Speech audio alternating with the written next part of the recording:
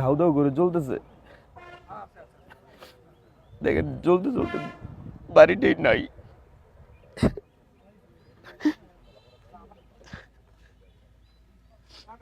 বাড়ি না থাকার একমাত্র কারণ আমি দেশের মানুষের পক্ষে কথা বলেছি, বাংলাদেশের পক্ষে কথা বলেছি। শুধু বাড়ি পুরো দেওয়া হয়নি, আমার ফ্যামিলি মেম্বার সবাইকে মারার প্ল্যান ছিল। এটা কোনো বানোয়াট কথা না। আমার আমার আমার বাপেও বলছে যে আমরা ঘর থেকে বের হইতে পারি নাই।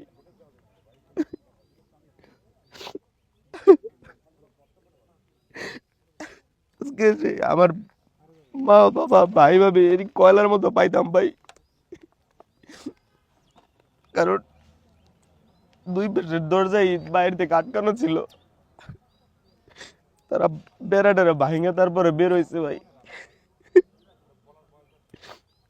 আমার ঘরে ভাই অনলি 4 মাসের আমার ভাতিজি ছিল ভাই,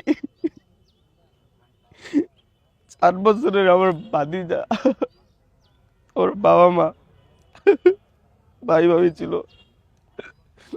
আজকে তারা সবাই বের না হইলে আজকে মরে যেত, আজকে শুধু আমি একাই থাকতাম।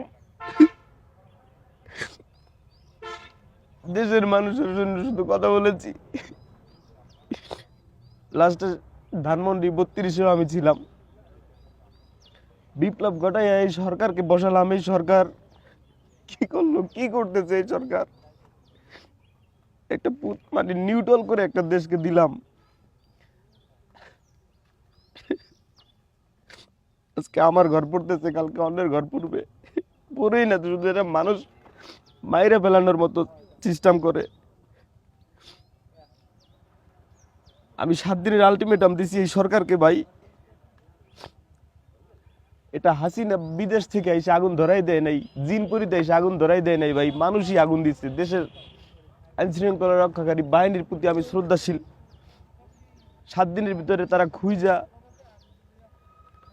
তাদেরকে আইনের আওতায় যদি না আনা হয়, দেশের মানুষকে যদি দেখানো না হয়, যেহেতু আমার পরিবারকে মাইরে ফেলার চেষ্টা করা হয়েছে, সেহেতু তারা খুনি, তাদের যদি ফাঁসিতে না ঝুলানো হয়, 7 দিনের ভিতরে আমার এই পুরা বাড়ি ছড়ায় যদি পূর্ণ বাড়ি গঠন করার কার্যক্রম হাতে না নেওয়া হয়, আমি একাই রাজপথে লড়বো, আমি একাই রাজপথে আন্দোলন করব। আন্দোলন করতে গিয়ে যদি দেখি কোনো বেনিফিট না আসে, আমি একাই বিপ্লবী সরকারের ডাক দিব।